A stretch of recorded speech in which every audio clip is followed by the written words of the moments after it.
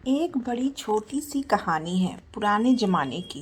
एक राजा के दरबार में पंडित जी पहुंचे पूजा पाठ कराने के लिए। पूजा पाठ समाप्त हुआ तो राजा ने 3 प्रश्न किया और कहा कि पंडित जी जवाब दीजिए।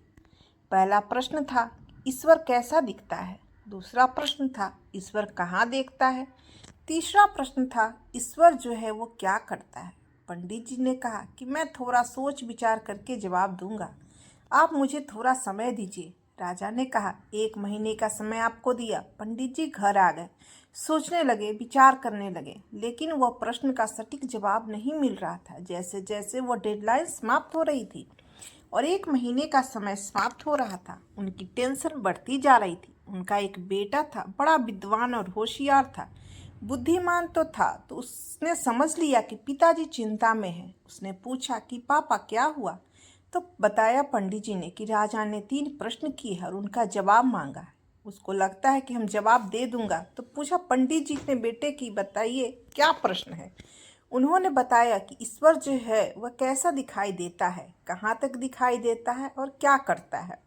तो पंडित जी के बेटे ने कहा कि बस इतनी सी बात है, मुझे आप लेके चलिए। 1 महीना समाप्त होने पर मैं राजा के तीनों प्रश्नों का सही जवाब दूंगा। पंडित जी ने कहा, मुझे तो बताओ।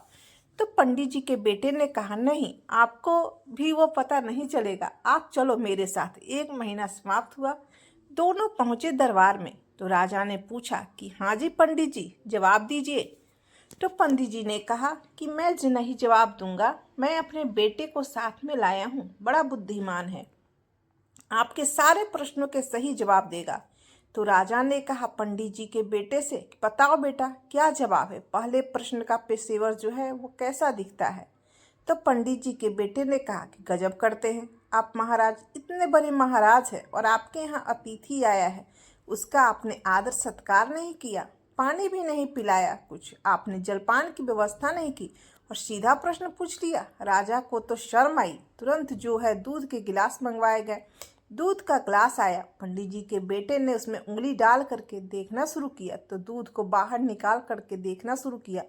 थोड़ी देर तक चलता रहा, फिर राजा ने पूछा कि क्या कर रहे हो। पंडित जी के बेटे ने कहा, साहब मैं इसमें मक्खन ढूंढ रहा हूँ।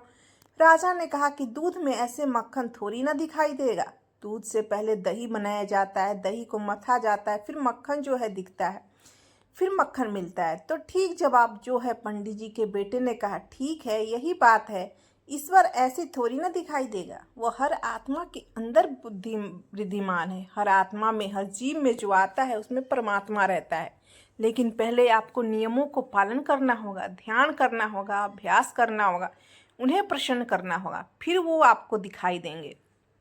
राजा ने जवाब से बड़ा खुश हुआ। उसने कहा, ठीक है, दूसरे प्रश्न का जवाब दो कि भगवान जो है, ईश्वर जो है, कहाँ तक देखता है। पंडित जी के बेटे ने कहा, आप एक मोमबत्ती मंगाइए। मोमबत्ती मंगाई गई, फिर मोमबत्ती को जलाया गया। तो पंडित जी के बेटे ने पूछा कि राजा जी ये बताइए कि इसकी रोशनी कहाँ तक जा रही है। तो राजा ने कहा कि चारों तरफ जा रही है। पंडित जी के बेटे ने कहा, बिल्कुल, भगवान भी चारों तरफ देखता है, चारों तरफ उनका प्रकाश विद्यमान है। ये मत सोचो कि हमारे कर्मों का हिसाब उनके पास नहीं है, उनके पास हर कर्म का हिसाब होता है। राजा बहुत प्रसन्न हुआ। उसने कहा, अब तीसरे प्रश्न का जवाब दो कि ईश्वर क्या करता है। पंडित जी के बेटे ने कहा, क्या आप ये सवाल किए जा रहे हैं, गुरु बनकर पूछ रहे हैं कि शिष्य बन के पूछ रहे हैं। राजा ने विनम्रता से कहा, मैं शिष्य बन करके पूछ रहा हूँ। पंडित जी के बेटे ने कहा, आखिर गजब करते हैं। उसने ताना मारा कि जो शिष्य है वो सिंहासन पर बैठा है और गुरु नीचे खड़ा है। राजा को फिर से शर्म आई और तुरंत नीचे उतर कर आया और पंडित जी के बेटे से कहा, आप महात्मा जी ऊपर बैठे। जाकर के पंडित जी का बेटा सिंहासन के ऊपर बैठ गया। फिर राजा ने प्रश्न किया, ईश्वर क्या करता है।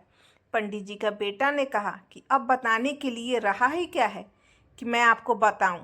ईश्वर एक ही पल में राजा को रंक बना देता है और रंक को राजा बना देता है। मुझे रंक को एक ही पल में राजा बना दिया और आपको राजा से रंक बना दिया। इस छोटी सी कहानी का सार है, ईश्वर हर जगह में रहता है, हर किसी को देखता है, अपने कर्मों का फल जरूर देता है, उसके पास सब समान होता है। इसलिए हमेशा कभी भी बुरा काम मत कीजिए, हमेशा अच्छे काम कीजिए।